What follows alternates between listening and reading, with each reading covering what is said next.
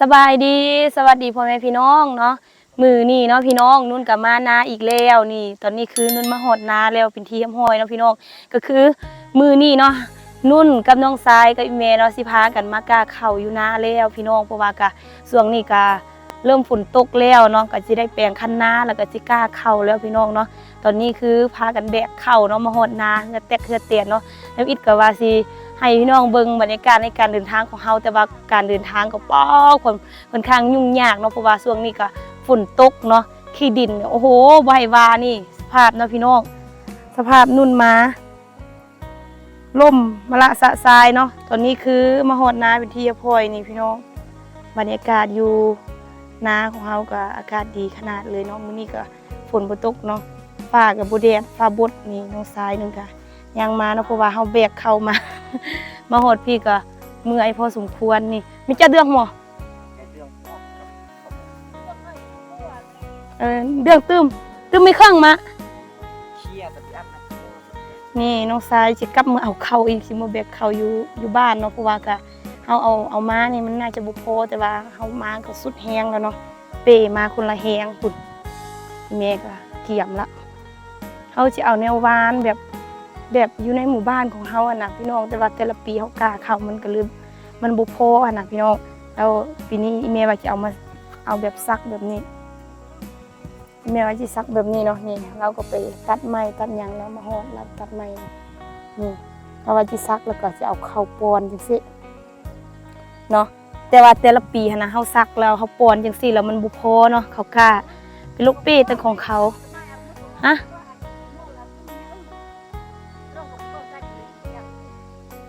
ไปโลเป้แต่ของเขาเนาะแต่ละปีก็คืออีเมพาซักแบบนี้แหละบุโพเนาะแล้วปีนี้แล้วว่าสิเปลี่ยนแบบเอาแบบหวานเนาะนี่เข้าเขาเป้มานี่ก็2 เปาเนาะบ่หลาย2 เปานี่อันนี้เต็มแล้วก็อันนี้แบ่งคนละครึ่งนุ่นกับอีเมแบกคนละครึ่งเนาะแต่ว่าน้องชายแบกเปานึงเดี๋ยวนี้กำลังสิกลับไปเอาอีกเปานึงเพราะว่าย่านมันสิบ่พอน่ะเพราะว่าแต่ละปีก็คือนุ่นว่าหั่นแหละไปโล ไปโลคอแต่เขากล้าเขาเจ้าเนาะของผู้ใดเรือบ่ของผู้ใดอันที่แบบว่าเขาเจ้าปลูกแล้วยังเหลือนะเฮาก็ไปโลเก็บเอาบางบอนเขาเจ้าก็ให้เฮาใส่เป็นข้าวเนาะแต่ว่าบางบอนก็ให้ฟรีจังซี่เนาะแต่ว่ามื้อนี้ก็ น้องชายว่าย่านสิบ่พออีกขนาดสิกลับมาเอาอีกเปานึงเนาะเป็น3 เปากล้าเข้าพี่น้องเอ้ยนี่อันนี้ก็อีแม่อีพ่อนุ่นเนาะพากันมาเสียหญ้านี่บนเฮาจีวานเข้าเนาะบักหลายไห้เด้2 ไห้เนาะอันนั้นเฮาก็เสียหญ้านี่ก็เสียมันบ่ก็สิยากอีโอ้ฮะนี่อีแม่จะเอาแบบหวานจังซี่เนาะค่ะนี่หวานแล้วก็เคี่ยเอาแต่ว่าข้าวกล้าของเฮาก็คือมันเป็นข้าวแบบนี่นะเนาะข้าวแบบเฮาทับมาแล้วก็เฮาบ่ได้อันนั้นหลายแต่ว่ามันยังมีอันนี้ดิมันขาวๆนี่นะน้องซ้ายก็เลยสิมาเอาเพิ่มย่านบุพโพเนาะเลาะเกือบนะเกยพอดีเคลียร์มาพอดีเคลียร์สบายเลยแต่ว่ามาจูญาตินี่ว่ากันนี่เนาะญาติโอ้บัตรนี่ญาติวานให้ที่หน่อยนึงวานแล้วก็เขาจะเคลียร์แบบนี้เลยวานแบบพื้นดินนี่เลยบ่ได้ไถบ่ได้ลาดคืออันมองอื่นเนาะคืออันนาอยู่บนอื่นเขาเจ้าจะไถลาดเนี่ยเขาเจ้าจะวานกลางมันจะออกดีเนาะพี่น้องมันจะทีแต่ว่าอยู่บ้านเฮาคือว่าอันแหละรถไถก็บ่มีเนาะแต่ละปีก็นุ่นจีไถนานี่ไปโลโคคนอื่นเนาะจ้างหั่นแหละแต่ว่าก็คือว่าหั่นแหละจ้างก็คือโคเนาะ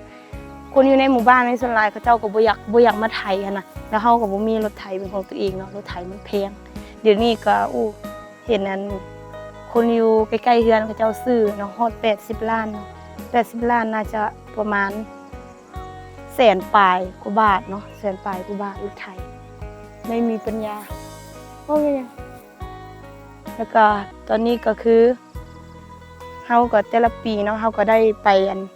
ขอน้ำพี่น้ำน้องน้ำคนหูจักเนาะให้กับเจ้ามาไทยทุกปีเนาะแต่ ว่าปีนี้ก็บ่ฮู้ว่าสิไปขอไผอีกเนาะอีแม่จนว่าโอ้ย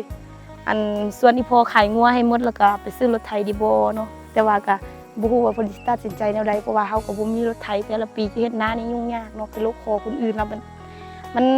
พระเจ้าบ่อยากมาไถอยู่นาเฮาแล้วมันเป็นนาคันใดแล้วเป็นนาน้อยแล้วก็มีมักหินหลายอะน่ะคือพี่น้องเห็นนี่แหละนี่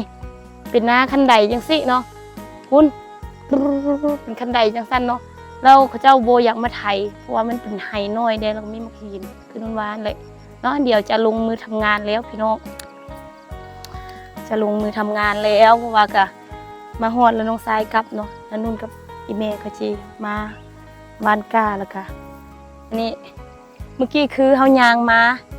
ตามทางคนที่แบบว่าเขาจะไปกล้าเข้าเลยจะไปปลูกมักเดือยอู้คนหลายแท้หลายว่าอยากให้พี่น้องได้เห็นเนาะแต่ว่าก็คือว่านั่นแหละตัวเองก็แบกเข้าเฮ็ดแต่กันแตนผู้สร้างจะจีเฮ็ดแนวใดเนาะพี่น้องเมื่อยกับเมื่อยเดี๋ยวสิช่วยแม่เฮ็ดเวียกก่อนพี่น้องนี่มื้อนี้ก็ตั้งใจมากล้าเข้ากล้าอันนี้วิธีหว่านข้าวอยู่บ้านเฮาเนาะพี่น้องอันแต่ละปีบ่พอย้อนว่ามันมีนกเนาะมีนกหลายมีอันสัตว์ป่ามากินน่ะมีตัวที่แบบว่าตัวที่มันมากินข้าวน่ะหลายมันก็เลยเฮ็ดให้เขากล้าเฮาบ่พอเนาะแต่ละปีแล้วก็อีกอย่างเฮาหวานก็เฮ็ดจังซี่คือพี่น้องเห็นหวานเขากล้าหมดใหม่อยู่บ้านเฮาถึงเวลาทำงานแล้วทุกคนมาเด้อช่วยเฮ็ดเวียกเด้อ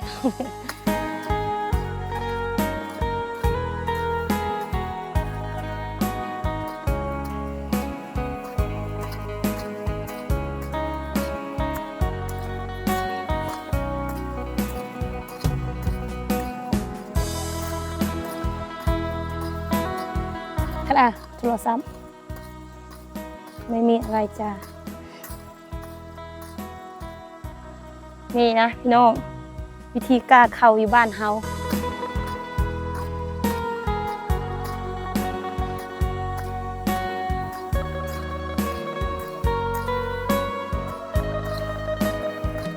มาคัดจุเคียนะ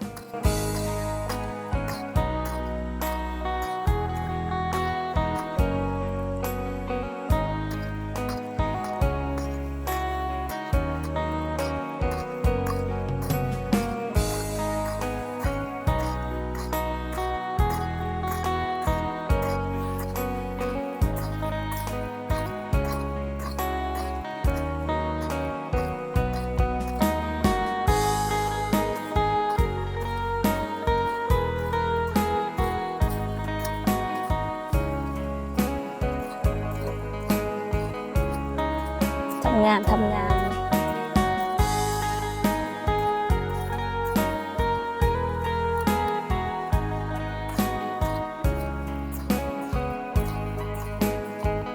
เบื้องสภาพทุงตีนเนาะ เบื้องหนึ่ง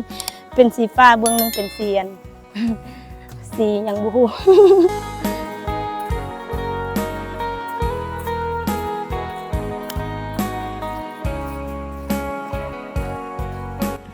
โอ้โหพี่น้องเคลียร์มาระยะหนึ่งแล้วเนาะตอนนี้คือเมื่อยแห้งพี่น้องพักเอาแห้งน้อยนึงเนาะเมื่อกี้ก็คือน้องทรายกับมือแบกเข่าอยู่เพื่อนผู้แหลเป็นเข่าพันอยู่นาของเฮานี่แหละแล้วก็กลับมาแล้วก็เพิ่นก็มาช่วยนุ่นเคลียร์เนาะตอนนี้คือเพิ่นกับน้องทรายพากันเคลียร์แล้วไห่นึงแล้วพี่น้องดิไห่กว้างๆนี่แหละเนาะแล้วก็มาต่อไห่ลุมนี่อีกอีแม่กับน้องทรายกำลังเคลียร์เนาะนี่อันนี้แล้วเป็นทีของห้อยเนาะเขากล้าเข้าก็จะประมาณนี้เลยพี่น้องบ่ได้ยุ่งยากอย่างไรบ่ได้เอารถไถอย่างต่างๆเนาะมีแต่เฮามาเสียหญ้าแล้วก็กล้าเนาะหวานแล้วก็เคลียร์เอาแบบซี่เนาะอันนี้เป็นกล้าอยู่บนดอยเนาะเขากล้าเข้าอยู่บนดอยก็จะประมาณนี้อันนี้ก็น้องทรายเนาะกับอีเมพากันมาเคลียร์ไห่ที่2แล้วเขาจะกล้า2ไห่นี่แหละบ่ฮู้ว่าจะพอบ่พอเนาะประมาณ3 เป่าเนาะอันนี้3 เป่าทั้งหมดนี่เราก็จะทำงานเป็นทีมแบบนี้เลยนะเฮ็ดเวียกแบบนี้เลยทุกคนแบบนี้แหละ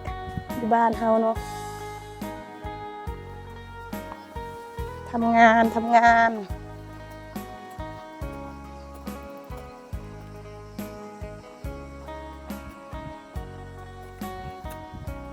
Macam mana tu lagi am? บ่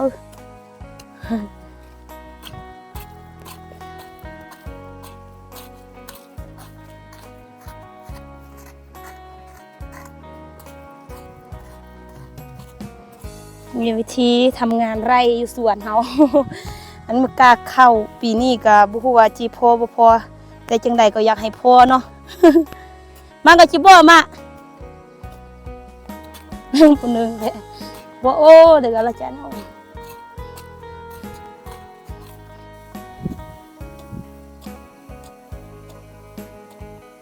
เป็นตะกล้องให้เนาะ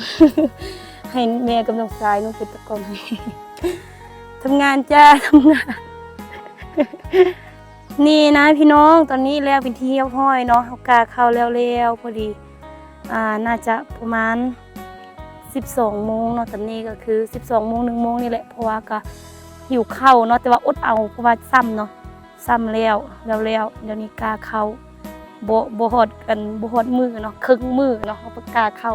เอา3แฮงเนาะมีอีแม่น้องชายแล้วก็นุ่นเนาะมื้อนี้ก็ถือว่าทำธุรกิจทำภารกิจเสร็จเนาะแล้วคือกาเข้าเนาะกาเข้านาของเฮา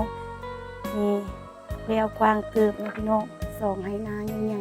ๆนี่มันก็สิมากวาด นี่เห็นแบบซี่เนาะแล้วก็โลเสียหญ้าอีเมลว่ามื้อหน้าเพิ่นสิมาเสียหญ้าอยู่พี่เนาะอันนี้แล้วเฮาสิมาพากันกินข้าวกินน้ำพี่น้องนี่เป่าเขาก็สะทรายสิเนาะพุ่นลงทรายจนดูเข้าเมื่อก่อนเนาะโอ้มากินข้าวสวนเบิ่งกันว่าสิกินหยังนี่ร้อนมากฮอดตอนนี้นอนนุ่นกับน้องทรายกับพากันมานางพักอยู่กงม่วงเนาะเกี่ยมจะกินข้าวสวยน้ำกันมาเด้อพี่น้องมากินข้าวสวยน้ำกันเนาะข้าวสวยของเฮามื้อนี้ก็บ่มีหยังหลายนี่ใช้เบิ่งเนาะว่ามีกินข้าวเนาะข้าวเหนียวมะแตงเอามา3 หน่วยน้องทรายกินนี่แล้วก็อันนี้แจ่วเนาะแล้วก็นางโพงประมาณนี้ของกินบ่มีหยังหลายมาเด้อกินข้าวสวยน้ำกันเนาะทุกคน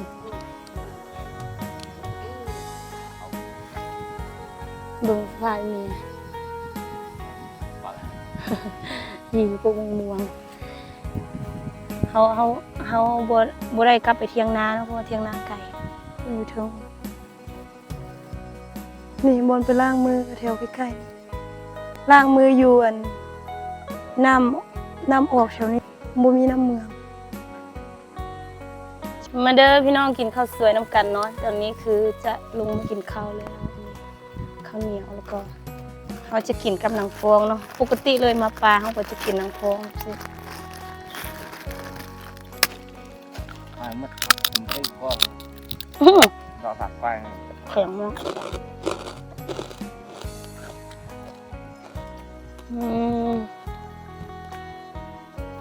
chắc cứ lihat được jam mana parmet cuma enggak mau เนาะกินข้าวสวยน้ำกันเด้อพี่น้องน่าอร่อยทำเจียว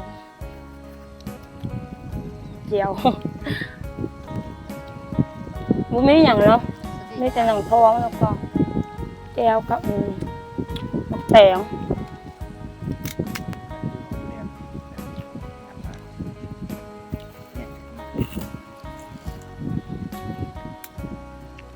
หนังท้อง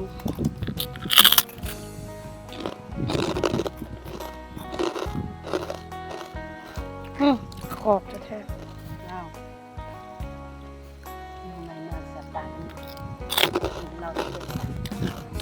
เมื่อน่ะหมกแตงกินทั้งเปลือกเลยจะได้ที่จอดอะไรเจอันเด็กแตงเวียกเด็กปะได้ตะทหารนี่นะได้อันประหยัดปะไหนส่วนประหยัดปะจะเอา อร่อยอะกินทั้งเปลือกนี่เนาะพี่น้องตอนนี้คือนุ่นกับแม่กับน้องทรายเนาะกินข้าวแล้วเป็นที่เยี่ยมห้อยเนาะตอนนี้คือน้องทรายกับเฮือนแล้วแต่ว่านุ่นกับแม่นี่ย่างมาเถียงนาพี่เนาะก็คือแม่สิพานุ่นหัน ไปทางสวนยางงัวเนาะเพราะว่าเพิ่นทางสวนยางงัวมันกระเทินเพิ่นว่ายังน้อยหนึงสิแล้วหันน่ะสิกลับก็มันก็ยังสวยแต่ว่าน้องชายมันกลับเมื่อเพราะว่าเพิ่นก็สิเมื่อพักผ่อนน้อยหนึงแล้วก็เพิ่นก็สิเมื่อเกือบเป็ดเกือบไก่เมื่อนอนสวนพุ่นบ่มีผู้ใดอยู่เนาะยามจูเนี่ยหยังหั่นน่ะแต่ว่าเฮาสองแม่ลูกก็คือยังจะไปทำงานอยู่จ้ะตอนนี้คือแม่นี่ไปพุ่นเห็นบ่เราอันถางหญ้าป้านุ่นแล้วนุ่นหากับพ่อฮอดนี่เนาะนี่เราถางหญ้าแล้วพุ่นเนาะบรรยากาศมื้อนี้ค่อนข้างดีเลยพี่น้องเพราะว่าฟ้าแดดเนาะตอนเช้ามาฟ้าบดอึมครึมคือฝนสิตกพี่น้องอยู่ไปอยู่มาเนาะฟ้าแดดนี่บรรยากาศความดีเนาะอยู่นานั่นเนาะต้นไม้เขียวสดงดงามเนาะช่วงนี้ฟ้าฝนมาก็เป็นแบบนี้แหละอากาศดีเนาะอยู่ก็คือแบบสบายอกสบายใจมากพี่คือแบบมีลมเย็นซอยๆตลอดเวลานะนอนพักผ่อนเลยแบบได้ยินแต่เสียงแมงไม้อย่างต่างๆเนาะพี่น้องค่ะมื้อนี้เนาะก็ได้พาพี่น้องเนาะมากล้าเข้าเนาะในปีนี้เฮาก็สิเฮ็ดนาคือเก่าเนาะปกติก็เฮาเฮ็ดนาทุกๆปีแต่ก็บ่ได้พาพี่น้องได้เบิ่งแต่ว่ามาปีกายปีก่อนปีกายแล้วว่าปีนี้เนาะพี่น้องจะเห็นการเฮ็ดนาของคนอยู่ในหมู่บ้านของนุ่นหรือว่าเฮ็ดนาอยู่บนดอยนะอาจจะแตกต่างกับบนอื่นหรือว่าคนพื้นที่อื่นเพราะว่าพื้นที่อื่นคันว่า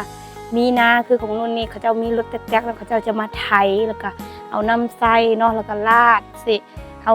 กล้าเข้ามันก็มันเฮากล้าเข้ามันก็จะปลูกมันก็จะพอบ่คือเฮาเฮ็ดคือครอบครัวนุ่นเฮ็ดนี่มันส่วนหลายมันบ่พอนะแต่ละปีก็คือนุ่นว่าวันแหละแล้วปีนี้เฮาก็กล้าเพื่อเนาะเป็น3เป่าเนาะแต่ละปีเฮากล้า2เป่าแต่ว่าปีนี้กล้า3เป่ามาเบิ่งนำกันเนาะว่ายามสิดำนาเนี่ยสิพอหรือบ่พอเนาะพี่น้องแต่ว่าอยากให้พอหั่นแหละแต่ละปีก็ยุ่งยากเนาะลำบากพี่น้องว่ามื้อนี้ก็ได้พาพี่น้องเนาะมากล้าเข้านาแล้วก็มาเบิ่งบรรยากาศอยู่นาของนุ่นเนาะในช่วงนี้ก็บรรยากาศดีคักเนาะพี่น้องถือว่าคลิปวิดีโอนี้นุ่นก็สิได้ปิดเพียงเท่านี้เนาะขอบใจพ่อแม่พี่น้องที่เข้ามาติดตามรับชมคลิปนุ่นจนจบและคอมเมนต์ให้กำลังใจนุ่นตลอดมาเนาะเข้าใจขอบคุณหลายๆเด้อพี่น้องไปกันเด้อ